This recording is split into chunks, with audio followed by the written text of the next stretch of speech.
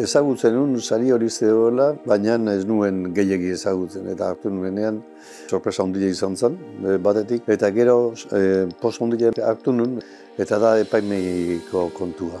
Dana liburuarekin zer ikusia duena, lau elkartea. Hori niretzat importante izan zen, alde horretatik, alegia nirekin oso lotuta dagoen mundua. Eta gero, izan dira orain arteko sarien artean da, niri gizendu egiten zitzaidan, edo hobetu egiten zitzaidan, ikusita sarituetako bat dela liburu zain bat. Gipuzkoako herri bateko liburu zaina eta urteak eta urteak egin dituela lan hortan, eta gainera lan izugarri batean. Eta orduan, aliziente batzuk bazituen, kontu honek niretzako oso importantea zirenak, eta bale. Ondoren konturatu nintzen, sari honen atzean eta historia guztian daude, orain dela ja 50 urte edo ez dakizen bat urte egiten ziren ipuin eta sariketak eta bar, Irunen hain zuzen ere, eta ni, ez dakit nola, baina han egon nintzela 4 edo 5 bat urte, epaimahaikoa bezala, hainbat jende nire maisuak izan direnak gauza askotarako, Koldo Mitxelen edo Jamari Lekona bezalakoak eta bar. Baina gero, oparitzen ziguten kaja eder bat, galeta batzukin edo pasta batzukin ogoetu esateko, kaja oso politak ziren, umeak txikia ziren, da umeak kajekin solatzen geratzen ziren, ekartzen nuen kajarekin. Eta halako batean, ni pelikula batekin behar nuen, 16 idanez, eta koinziditzen zen epaimahaian egotearekin.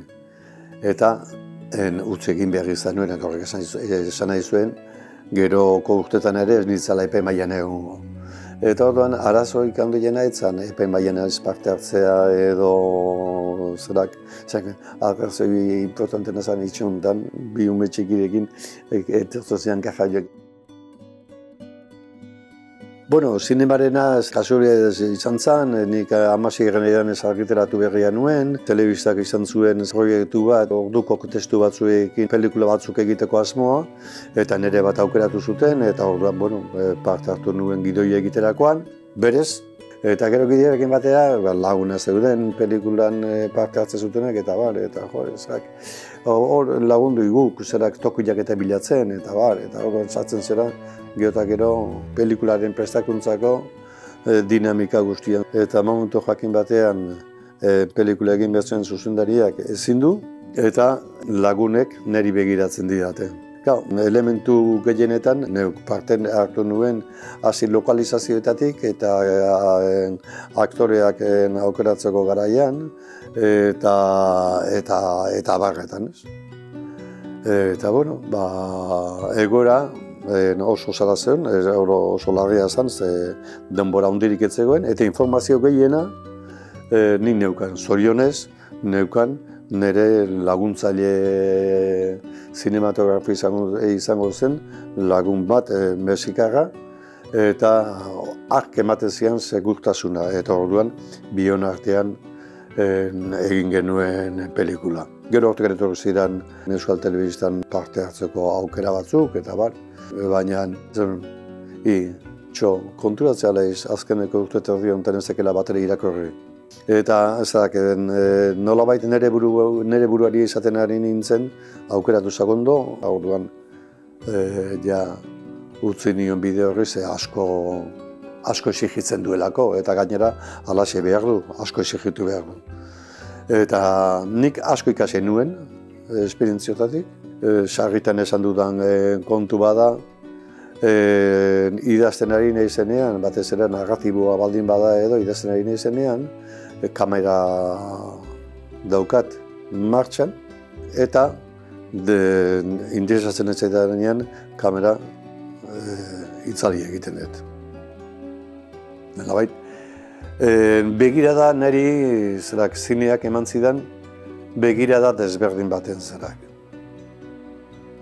Pertsonen irudi bat hartzeko garaian, goitik edo behetik begiratu, albotu batetik edo bestetik begiratu, atzetik edo aurretik begiratu, guzti horiek, elementu guzti horiek, zinean dauzkatzunak, sar daitezke, zu horretan herri zerala, esan gabe, sar daitezke narrazio batean primeran kamerik eta hori oso gutxi egiten da. Eta esaten duen bezala, hori erabiltzen duzu, komenizaizunean eta komenizaizunean, venga, itxi kamera.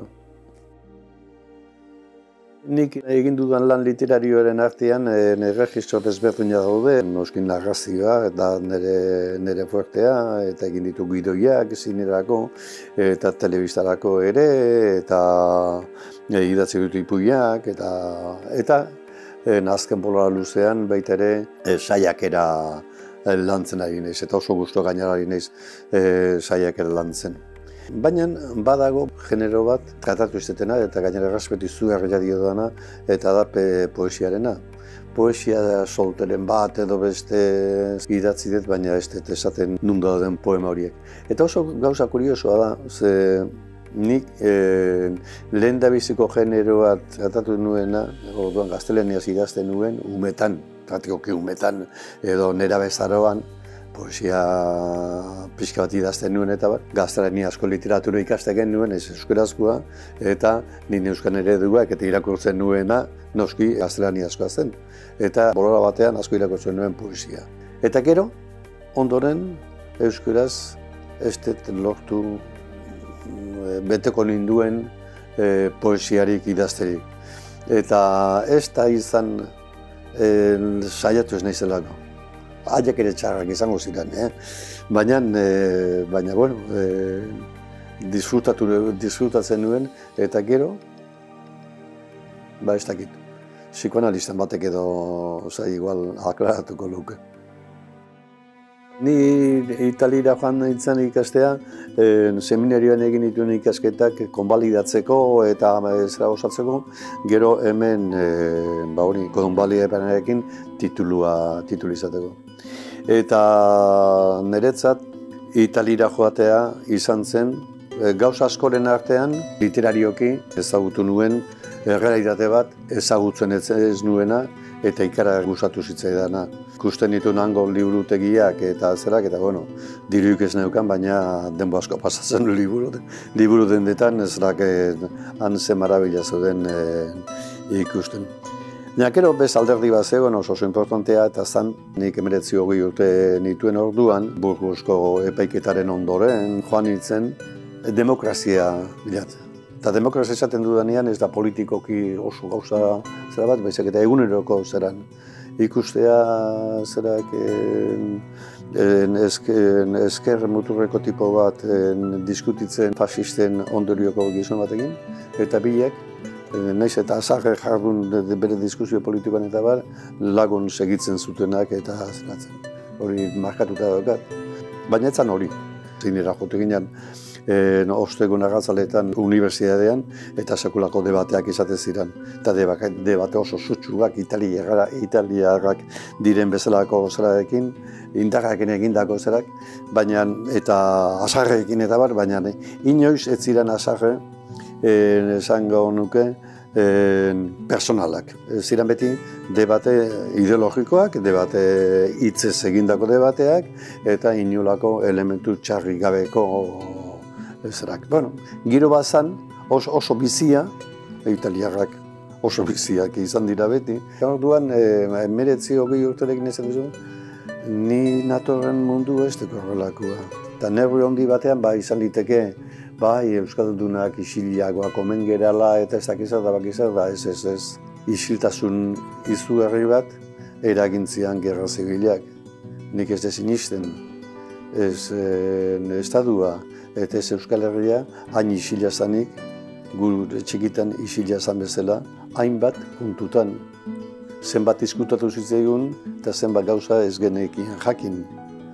Eta jakin gabe ere, bagenekien, bazirela gauza batzuk ez aipatu ezen genituenak. Isiltasuna zen nagusi auzi askotan. Nik itxean ez nuen gerrari buruz, naiz eta aita gerra egin zuen gerrari buruz esiertzore entzun, sekula. Eta ez da nire kontu bat, da etxe askotoko kontua. Eta hori italianetzen gertatzen, eta orduan esaten duzu, ni ara junitzen ean, demokrazia zertzen banekin teorikoki, liburuetan ikusian nuen, zertzen demokrazia, baina ikusten duzu praktikan zein dan. Eta da, gizarte baten elkarren arteko errespetu bat. Konparatu dezagun politikarekin eta literaturarekin.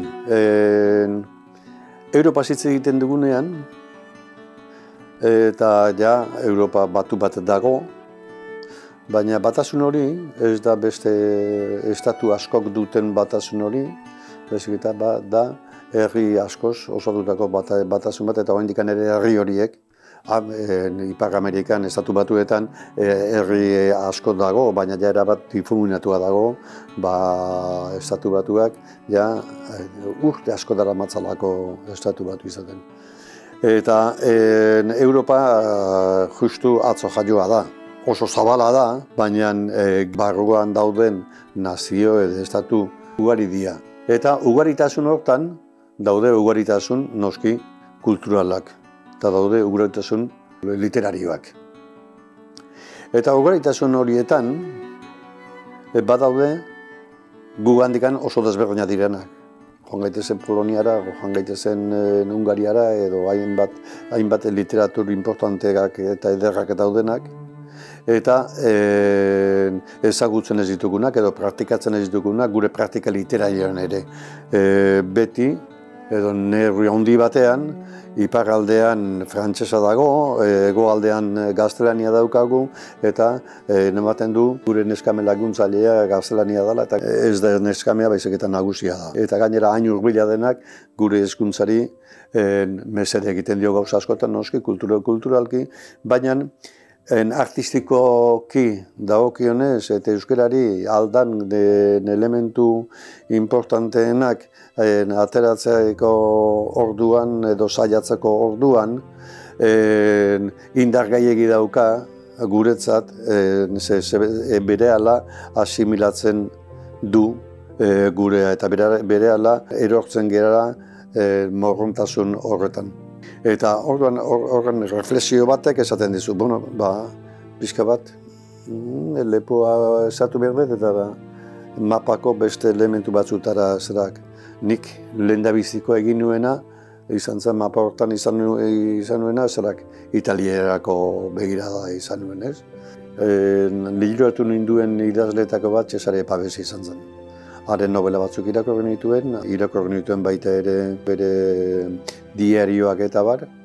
Eta gero, nire liburu importante batean dago referentzia Hamaseigarren aidan ez zeran liburuan. Eta harekin poema bat egin nuen. Begira, poematxo bat egin nuen pelikula baterako. Poema hori azkenean da Cesare Paveseren esaldi baten zabaltze batez. Eta, hori bezala, gero ondoren beste literatura batzuk, nik asko estimatzen ditut Poloniarra eta Hungariarra bereziki, eta beste batzuk Europakoak eta uste dut. Europarrak izateko adibidez ahalegin kultural horrelakorik eta hausnarketarik ez dela egiten.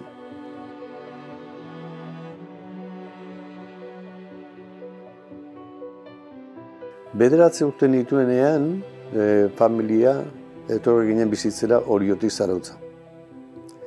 Eta gauza desberdinen artean, euskararekin zer ikusia daukan kontu batek beti harritu izan hau. Nola harritzen ninduen, hitz desberdinak erabiltzen zituztela Zarautzen, gauza askotarako, nik Orion esaten ez nituenak. Adibide bat esateko hemen esaten zuten izeko, eta guk esaten dugu Orion izeba, eta hori bezala hitz asko. Eta gauza horiek jakimina pizten zidaten. Bestea beste, niri adarra jotzen zidatelako. Beraiei egiten zitzaielako harrigarria nire euskara. Eta gogoratzen naiz, adibidez, zenbat parra egiten zuten, nik playa esaten nuelako. playa esateko, playa zegoen hondartza hitza etzan existitzen guretzat. Baina Zarautzen ere etzan hondartza hitza existitzen zen kosta. Eta orduan, bai, bat erdera, beste erdera, eta berak niri parreiten zidatek, eta deskubritzen dezun arte euskeraz badaukazula hitza hondartzaz. Bueno, holako gauza kuriosoa desberdintasun. Eta nola liteken, oraindik ere, giza multzo konkretuak, hain hurbil hizkuntza bakarrarekin, eta zer diferentzi dauden. Tartean, egia da, ibai badago, eta geografiak ere jokatzen du bere papera, beste hainbat eta hainbat elementu jokatzen duen bezala hizkera kontuetan. Ogain ez dakit hainbeste gertatzen dan, ez dut hain telebista askorik ikusten, baina orantxo arte pizten zendun, edo ni pizten nun, telebista bat hasten nintzen batetik bestea, eta hizkuntza batetik bestea hasten nintzen pasatzen, eta irudian bakarrik segituan nabarmentzen zendun pelikula edo zerak, ez pelikula bakarrikan, informatikoak ere, inglesa zen, edo frantsesa zen, edo italiera zen, edo zera zen. Ez hizkintzak batekan, ez atxorentzun gabe, bakarrikan irudiagatik. Alagia, nortasun bat baduela hizkera horrek, eta hizkera horrek sortzen duen kontuan nortasun propioa baduela. Eta hori da, bilatu behar duguna, nik, idazle bezala, bilatu behar dudana nire lanean, zerak. Izatea, hemengoa. Eta hemengoa izateak, suposatzen du, baita ere, zure egoera kultural berdintsuan daudenak ia nola jokatzen duten ikustea. Hortikan, niretzat hain garrantzitsua dana, itzultzaile lanarena guk hortik jan eta edan izan ahal izateko.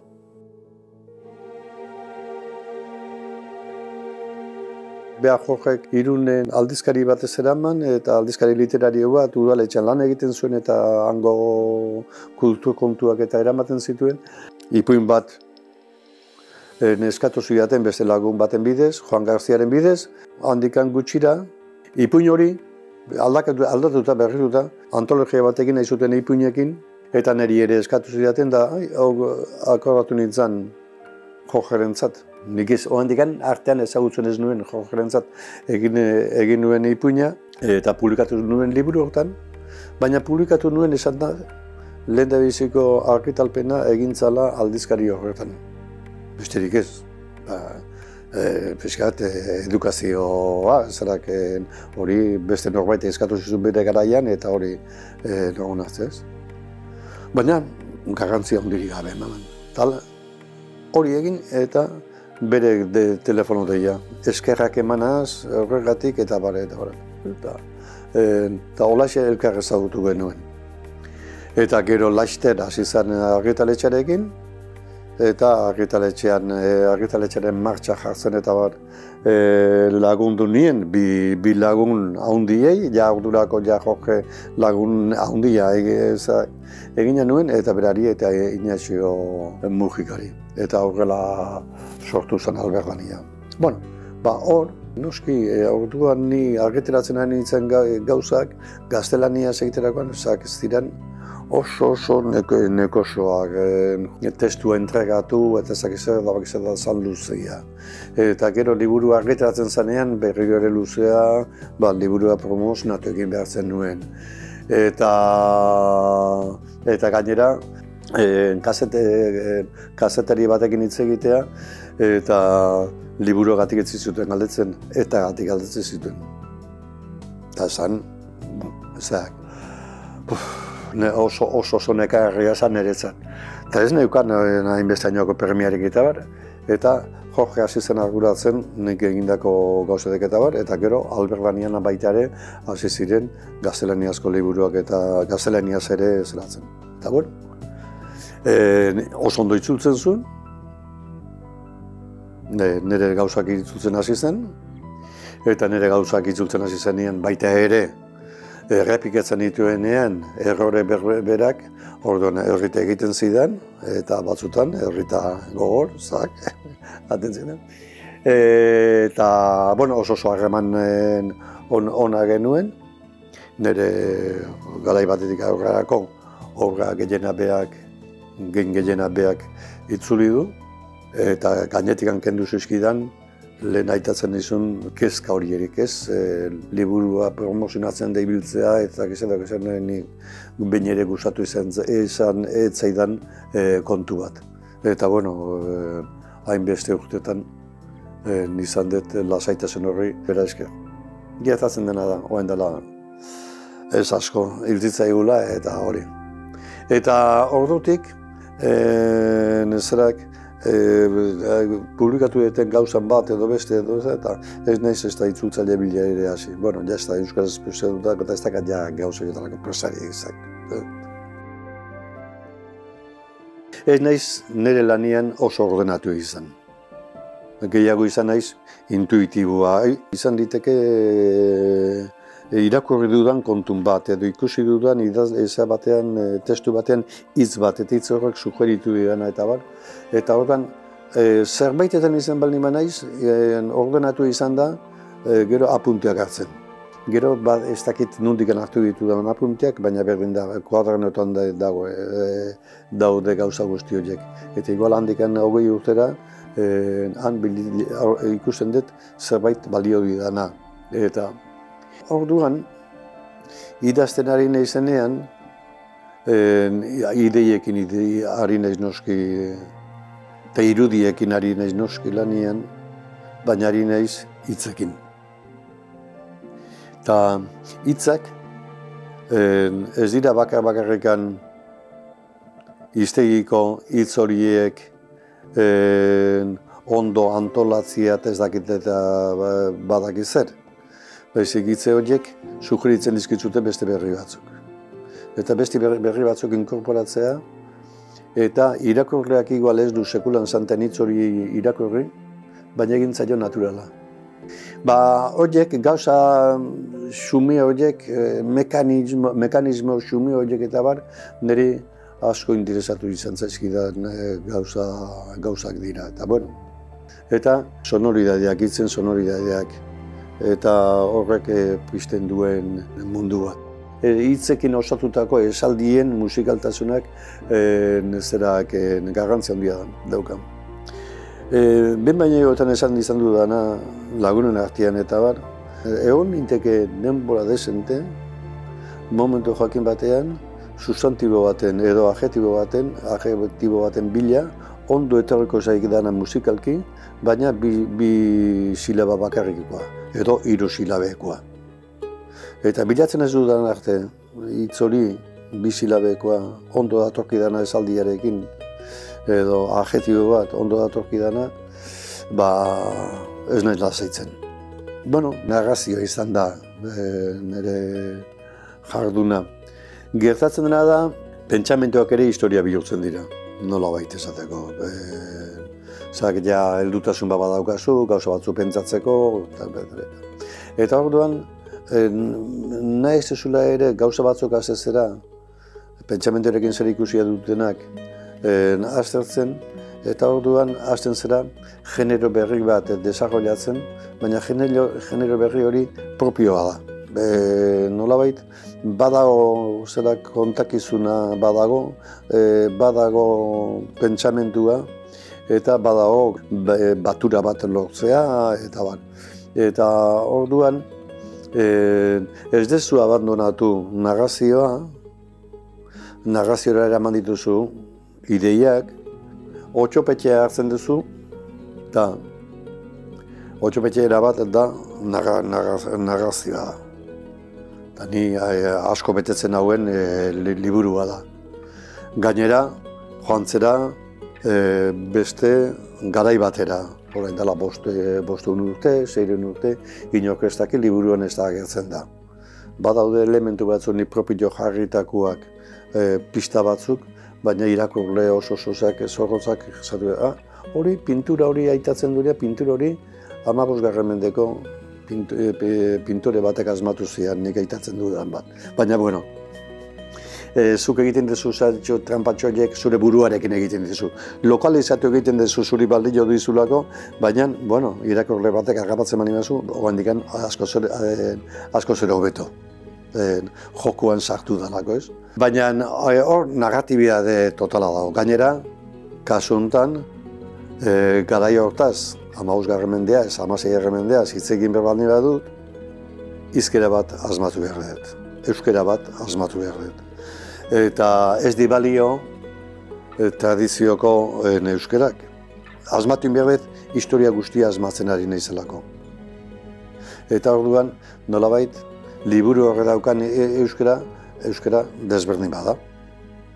Eta horregatik nik uste liburua funtzionatzen duela, nolabait historiarekin batera, hizkera baten historiare bat badagoelako. Eta hori biak ezkondu egin dira liburuan, eta horregatik funtzionatu du nik uste liburuak, bestela ez zula funtzionatuko.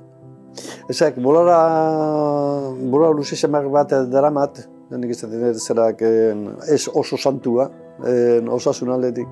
Eta asko irakurtzen segitzen du, baina kosta egiten zait idaztea. Segura asko, kostatzen zait, proiektu bat ez daukatelako. Garbi dakidana da, orain momentu honetan, argila piztuko balitzait eta zerak egingo nukena. Zailago ikusten dut,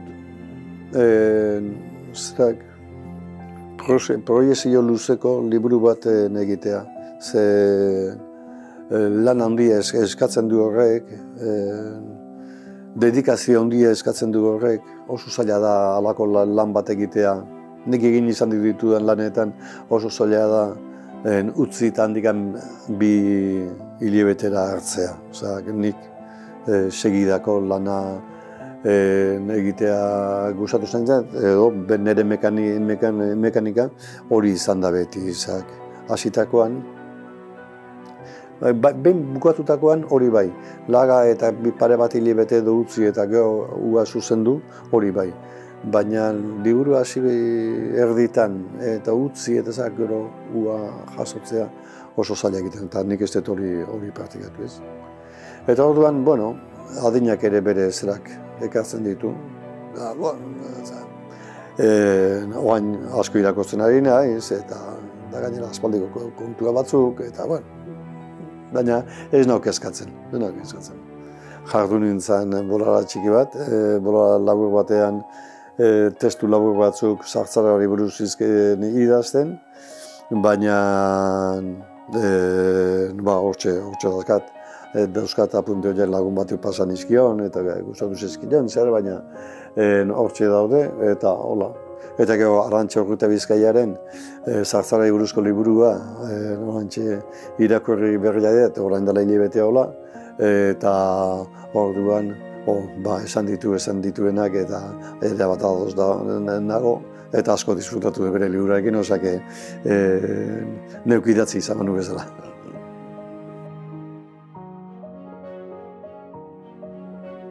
Nire bizitzan izan da elementu guztiz importantea, nire inguruarekin bat etortza.